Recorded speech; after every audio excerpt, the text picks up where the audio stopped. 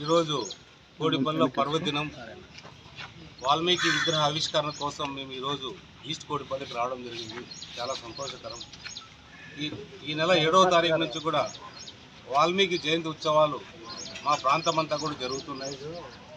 ఇది ఎందుకంటే ప్రతి ఒక్కరు కూడా వాల్మీకి మహర్షి కాబట్టి ఆయన కొలవడం మన బాధ్యత. ప్రతి ఒక్కరు కూడా కొలవాల్సిన బాధ్యత మనందరిపైన ఉంది. ఆ జయంతులు ప్రతి చోట జరుపుకోవడం కూడా చాలా సంతోషకరం. ఏదేమైనా కూడా మన ప్రాంత అభివృద్ధి చెందాలని, కళ్యాణదుర్గం ప్రాంత అభివృద్ధి చెందాలని వాల్మీకిని ప్రార్థించడం జరిగింది. ఏదేమైనా రాబోయే కాలంలో కళ్యాణదుర్గం ప్రాంతాన్ని అభివృద్ధి చేసుకోవాల్సిన బాధ్యత మన అందరిపైన ఉంది. పార్టీలకు అతీతంగా మనం అభివృద్ధి ఎప్పుడైతే జరుగుతుందో అప్పుడే అభివృద్ధికి మనం నోచుకోగలుగుతాం. ఎప్పుడైతే అభివృద్ధి అవుతుందో మన ప్రాంత ప్రజలు కావచ్చు, వాళ్ళ పిల్లలు కావచ్చు, వాళ్ళకి ఉన్న జ్ఞానం కానీ చదువు కానీ అన్ని రకాలకు కూడా అభివృద్ధి అయ్యేదానికి అవకాశం ఉంటుంది. ఎప్పుడైతే చదువు ఉంటుందో వాళ్ళ ఇంట్లో ఐశ్వర్యం కూడా వస్తుందనేది అందరి భావన.